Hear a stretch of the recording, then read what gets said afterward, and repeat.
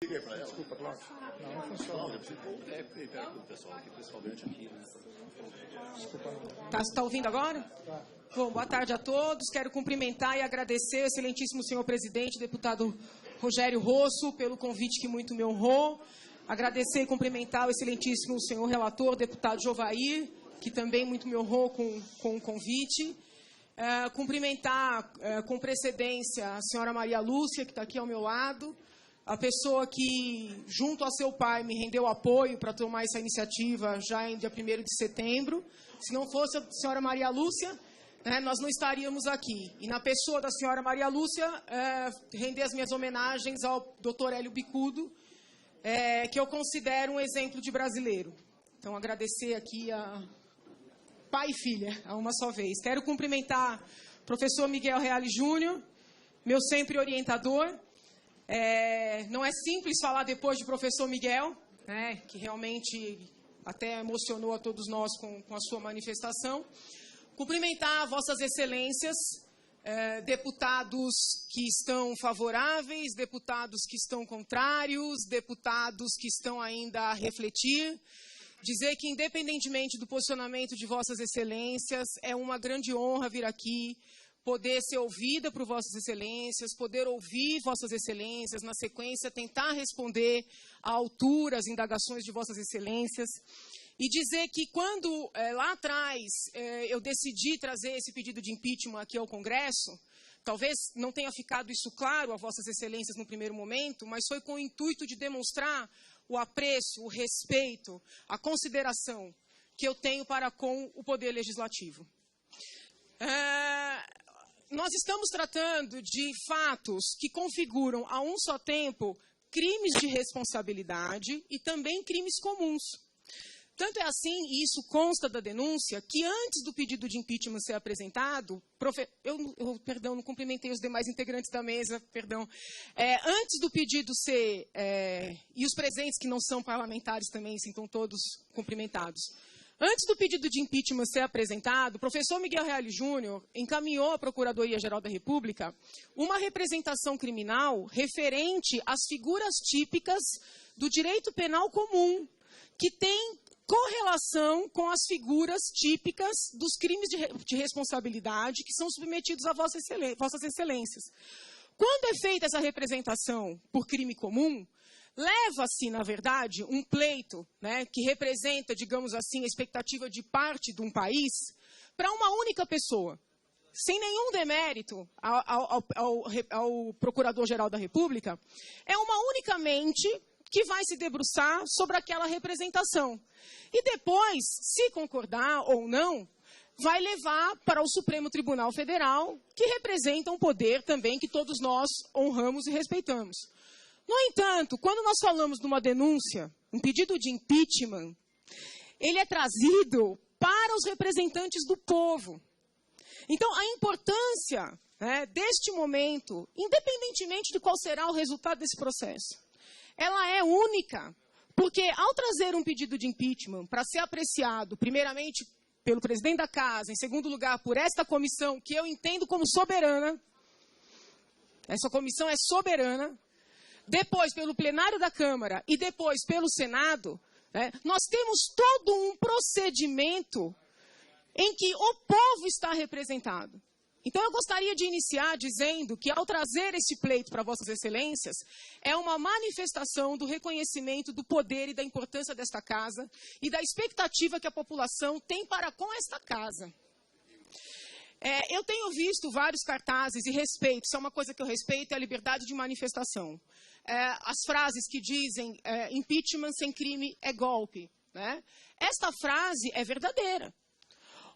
A questão aqui é que nós estamos diante de um quadro em que sobram crimes de responsabilidade. Porque nós poderíamos dividir esta denúncia em 3 grandes partes, sendo que cada parte tem uma continuidade delitiva. Tem a questão das pedaladas fiscais, que eu vou, na verdade o professor Miguel já apresentou muito bem, mas eu vou só detalhar alguns pontos. Tem a questão dos decretos não numerados, que foram baixados sem autorização desta casa, e tem também o comportamento omissivo doloso da presidente, diante do envolvimento de pessoas muito próximas a ela, no episódio do Petrolão. Isso não se pode negar. Isso está na denúncia, isso abre a denúncia, e eu não abro mão desta parte, porque entendo que isso tudo faz um conjunto. Isso faz um conjunto por quê?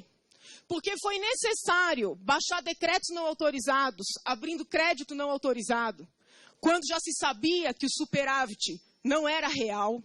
Foi necessário lançar mão de um comportamento continuado de pedaladas fiscais, empréstimos vedados, não contabilizados. Por quê? Porque do outro lado estava acontecendo uma sangria. Então, isso tudo é um conjunto de uma mesma situação que, ao meu ver, como eleitora, como cidadã brasileira, né, eu não sou autoridade, vossas excelências são, eu não sou, mas ao meu ver como eleitora, como cidadã brasileira que estuda o direito, mostra que nós fomos vítimas de um golpe. E eu venho aqui trazer a vossas excelências esta convicção, sabendo que vossas excelências constituem uma comissão soberana, que vai decidir conforme a lei, a Constituição Federal e as vossas consciências. E vão prestar os esclarecimentos aos seus eleitores. Não é assim? Agora, para mim, vítima de golpe, fomos nós. E isso eu escrevi na denúncia. Eu não estou falando nada diferente do que eu escrevi na denúncia.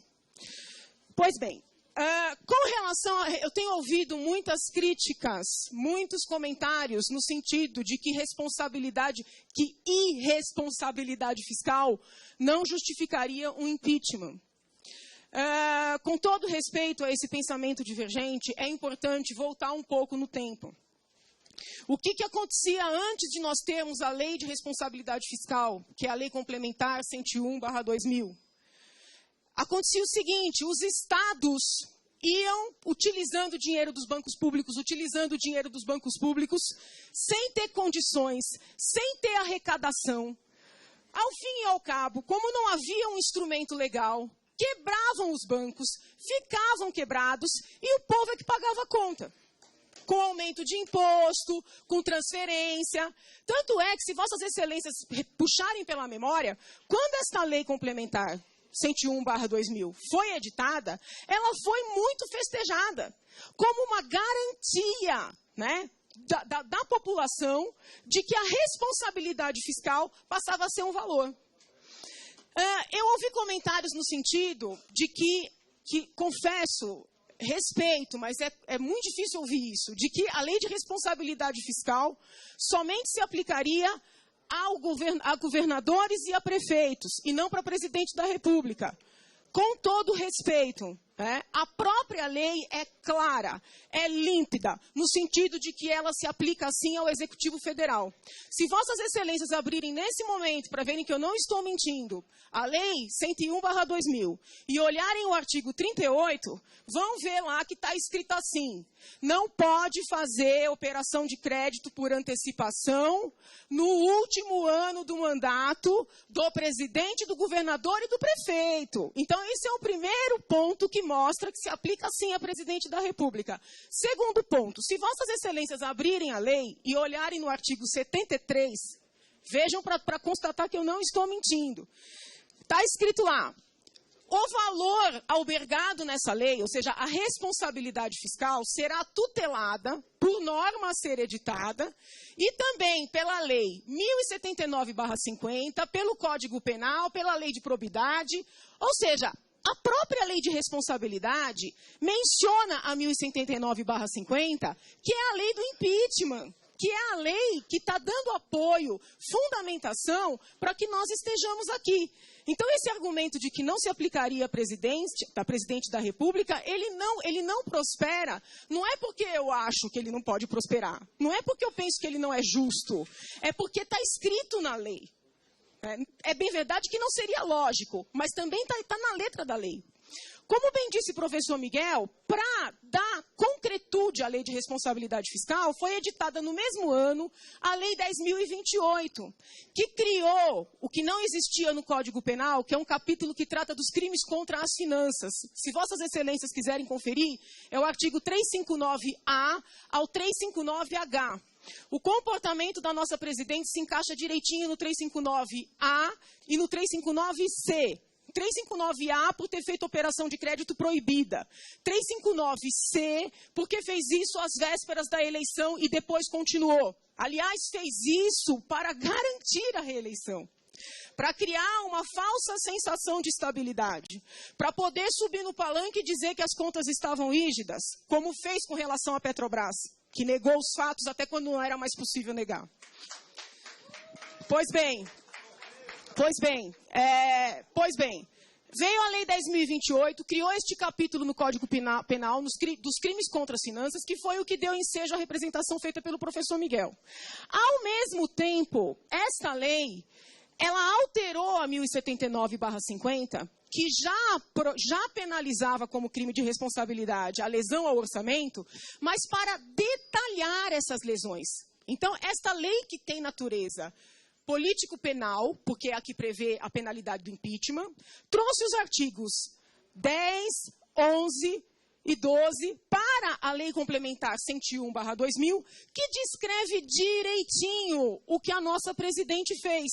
Tomar empréstimo vedado de instituição controlada, não cancelar esses empréstimos, não pagar os empréstimos que já tinham sido feitos, abrir crédito não autorizado. Essa questão dos créditos não autorizados tem reflexo claro na Constituição Federal, no artigo 167, inclusive. Está até fora do capítulo.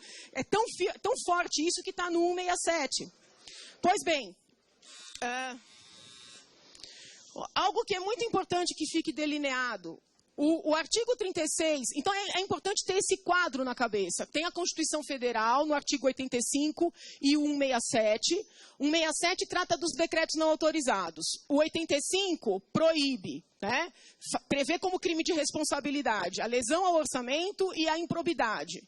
Aí, depois do 85, vem a Lei de Responsabilidade Fiscal, que é do ano 2000, a 101/2000, que nos artigos 36 e 38 trata claramente do que nós estamos falando.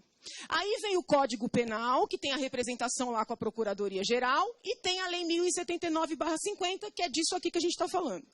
Se os senhores lerem o artigo 36 e o artigo 38, você vai ficar com dor no braço, deputado. O artigo 36 e o artigo 38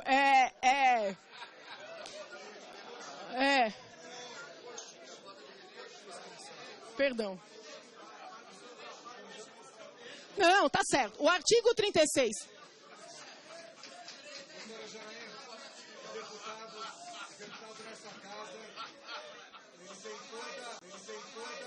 Todo direito constitucional de se manifestar em silêncio. Senhor presidente. Está garantido o direito constitucional de se manifestar em silêncio. Eu peço perdão, deputado. Deputado. Perdão. Eu expressei a minha preocupação. Continua, por favor, doutora Janaína. Vamos continuar. O artigo 36... Respeito ao parlamento. Ela já pediu desculpa. Todo parlamentar merece respeito nessa comissão, nessa casa. Tem direito constitucional de se manifestar, inclusive em silêncio. E garantida a palavra. Garantida a palavra para Vossa Senhoria. Perdão, não me leve a mal. Vamos lá. Pois não, vamos voltar. Artigo 36. O artigo 36... ele proíbe, isso é uma coisa importante que fique claro, está descrito na denúncia, não estou falando nada fora da denúncia. O artigo 36 diz o seguinte, o órgão controlador, no caso aqui o Tesouro Nacional, não pode fazer empréstimos de instituições financeiras controladas. Caixa Econômica Federal, Banco do Brasil e o BNDES, tá? No caso aqui, e está descrito na denúncia, foram feitos empréstimos, operações de crédito, que são denominadas operações de crédito por antecipação, com relação a estas 3 instituições financeiras controladas. Isso está escrito aqui. Se Vossas Excelências lerem também o 38, no 38 não se está falando de instituição controlada, está falando de instituição privada. O que está escrito lá? Que o Estado até pode tomar empréstimo por antecipação, operação de crédito por antecipação, de instituições privadas.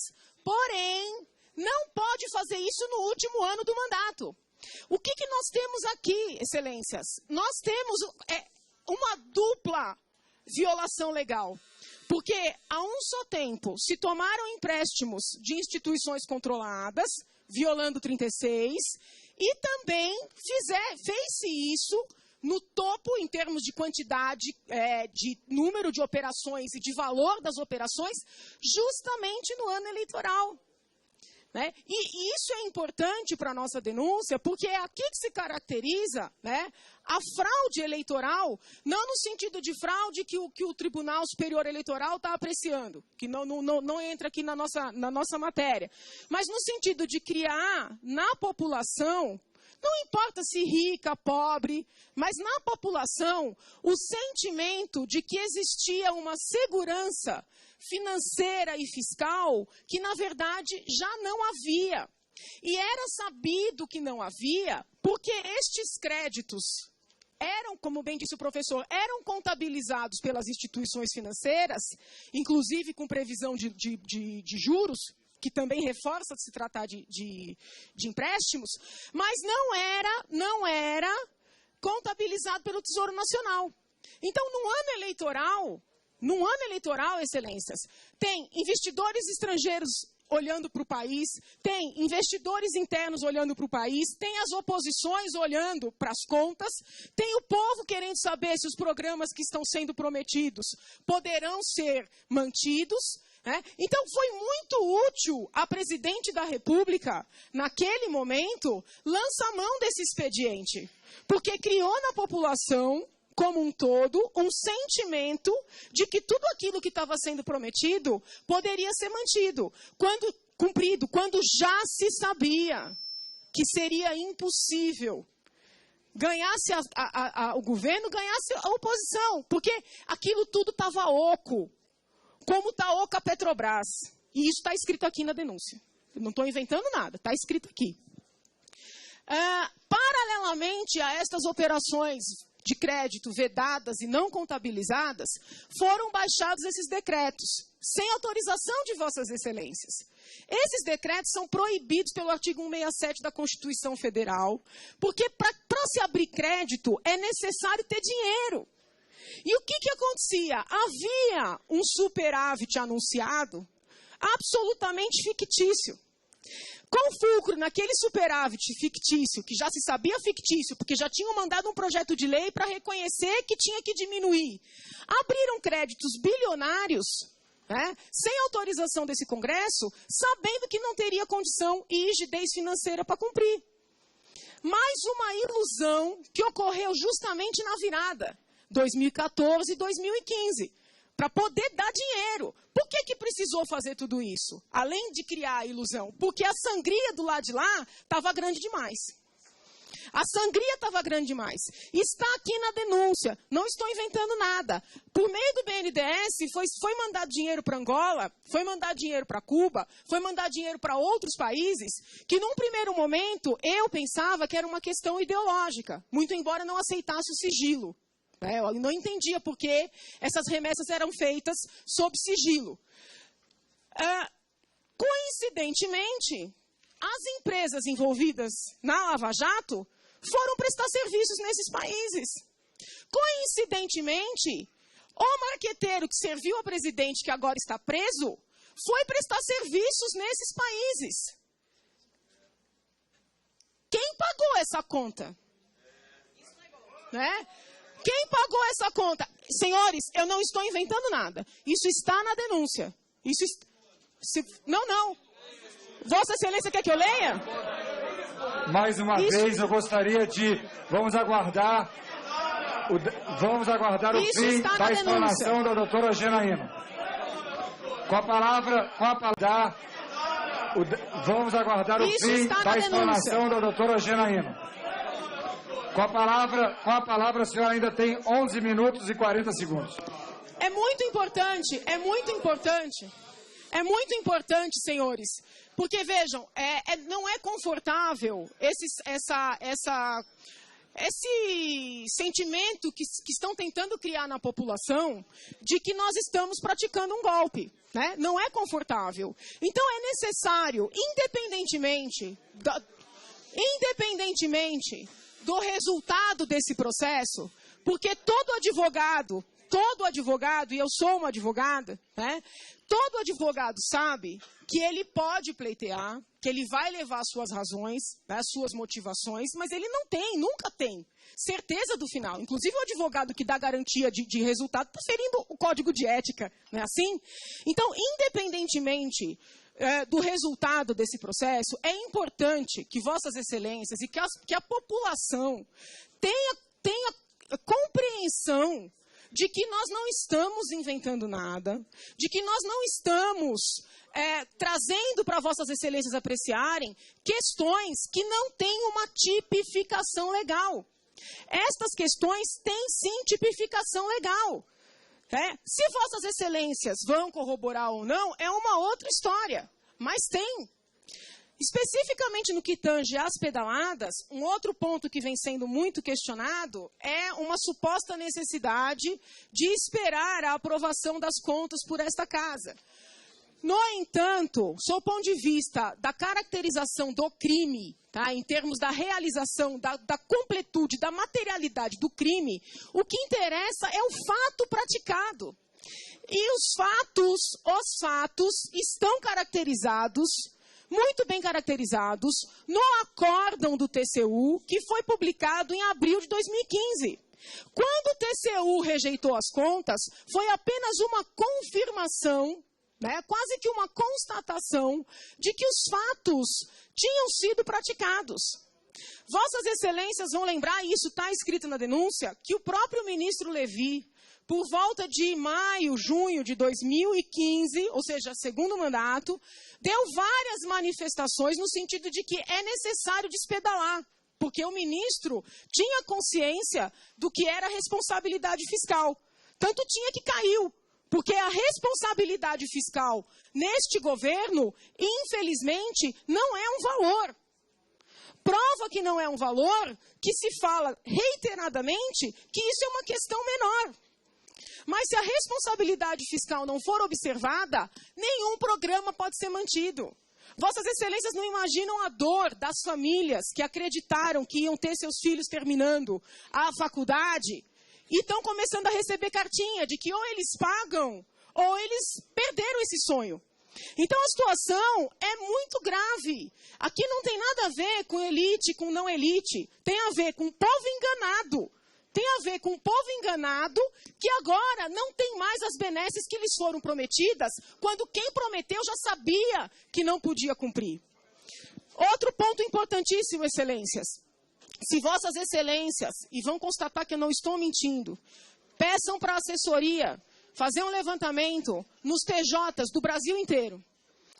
Vossas Excelências vão constatar que muitos prefeitos foram condenados criminalmente com fulcro no 359 em uma das suas alíneas e foram afastados dos seus cargos por irresponsabilidade fiscal.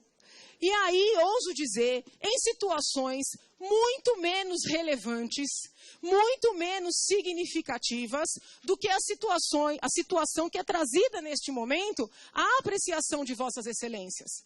Muitas vezes a defesa alega que a responsabilidade é do secretário das Finanças, né? Ou é de algum outro secretário que tivesse mais poder. Porém, a nossa jurisprudência dominante, pacífica, é no sentido de que a responsabilidade é do prefeito. Então, até por força da jurisprudência pacífica nos nossos tribunais, quem responde é a presidente da República. Né? Isso aí está positivado. Outro ponto, a defesa dos prefeitos geralmente diz o seguinte, olha, quando o prefeito, e tem casos assim, tem casos de chorar, vou dizer para Vossas Excelências, quando o prefeito tirou o dinheiro da educação para colocar gasolina na ambulância, ele feriu a responsabilidade fiscal porque ele não planejou. E normalmente a defesa alega, mas ele não tinha alternativa. E não raras vezes os tribunais dizem: a responsabilidade fiscal não tem nada a ver com patrimônio, não tem nada a ver com desvio, tem a ver com planejamento, tem a ver com programação, tem a ver com orçamento. Infelizmente, o governo federal já deu mostras, por meio da sua presidente, inclusive em pronunciamentos feitos pela própria presidente, de que a programação não é um valor. O sentimento que se tem ouvindo a presidente falar, e as pessoas que sustentam o seu discurso, é de que realmente ela acredita que todos os órgãos são dela. Né? Que o dinheiro ela pode emitir a qualquer momento, que os bancos públicos são dela. Então, eles não conseguem ver sentido na nossa indignação, porque, infelizmente, eles acreditam mesmo que o BNDES é deles, tanto é que só os amigos foram agraciados nesses anos todos, que a Caixa Econômica Federal é deles, que o Banco do Brasil é deles. Doutora Janaína, a senhora, claro, a senhora está livre de falar o que quiser, lembrando que essa denúncia é extensa, 5 minutos e 41 segundos. Tá tudo Deputado Zé, vamos deixar a nossa convidada terminar a sua exposição. Eu vou terminar, excelências. Pois não. Vamos lá. Paralisa o cronômetro, por favor. Paralisa o cronômetro, por favor. Eu gostaria de... Faltam 5 minutos para a doutora Janaína terminar. E aí as perguntas do relator e aí dos demais colegas, questões de ordem, etc. Olha, excelências, olha, tudo que eu estou falando está escrito aqui. Não tem uma frase. Veja. Não, excelência. Deputado, eu gostaria que se eu tivesse só mais 5 minutos de amanhã. Eu gostaria. Mais 5 minutos, a gente vive num regime democrático, porquanto precisamos terminar. Faltam 5 minutos para o término da nossa convidada. Muito obrigado. Excelências, eu estou finalizando, não vou demorar. Vamos lá. Eu gostaria, excelências, eu gostaria de citar, este professor não está citado na denúncia, mas é doutrina. O professor Eduardo Cardoso, ex-ministro da Justiça e que agora é o ministro da AGU. O professor Eduardo Cardoso, antes de ser ministro da Justiça, proferiu uma palestra no Instituto Brasileiro de Ciências Criminais. Uma palestra referente à importância da Lei de Responsabilidade Fiscal. Se vossas excelências tiverem alguma dúvida, eu aconselho que assistam a palestra dele. Porque na palestra dele, ele diz com todas as letras que a Lei de Responsabilidade Fiscal foi uma das maiores conquistas desse país. Que a lesão à Lei de Responsabilidade Fiscal enseja punição administrativa, punição penal e, inclusive, punição político-penal por meio do impeachment. Não são palavras minhas, são palavras do ministro, que também é professor na PUC. Além do ministro,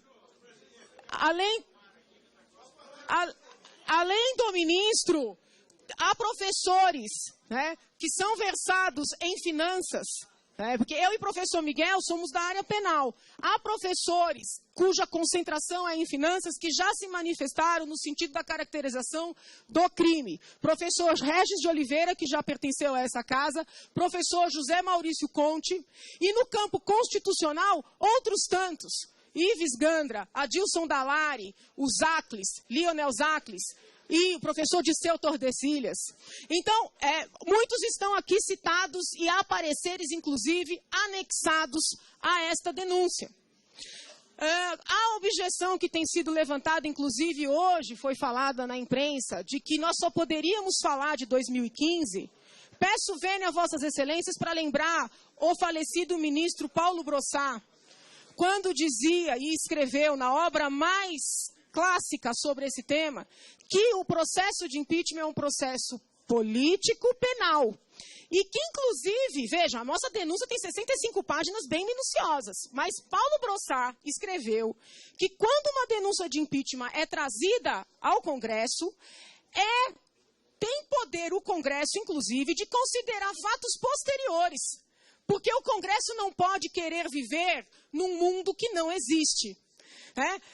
Este processo de impeachment, de 65 páginas minuciosas, é por si suficiente para o impedimento da presidente. Se nós dividíssemos em 3 partes, cada uma das partes isoladamente seria suficiente. Unindo as 3, nós vemos com clareza que nós somos vítimas de um golpe. Os fatos que vieram após somente reforçam tudo que está escrito aqui. Então, o pleito que eu venho fazer a esta casa é que avaliem e pensem a importância de um Congresso Nacional neste momento. Nós estamos passando o país a limpo. Quando as pessoas vão para as ruas, elas estão esperando que esta casa tome providências. Não é só para afastar a presidente Dilma, não. É para afastar e mudar tudo que está errado na política brasileira.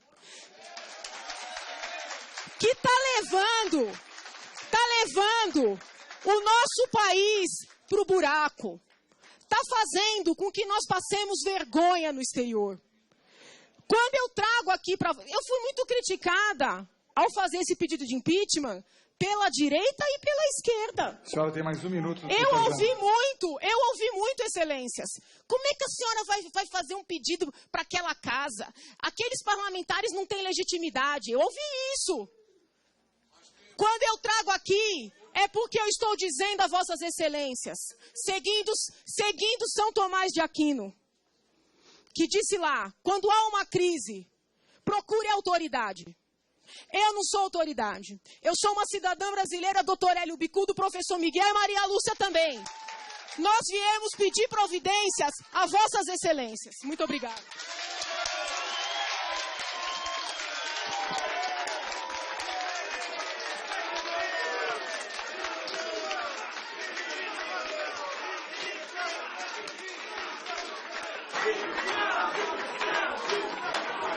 Eu gostaria, os expositores estão aqui agora vou abrir a palavra para o relator, depois da sequência estipulada.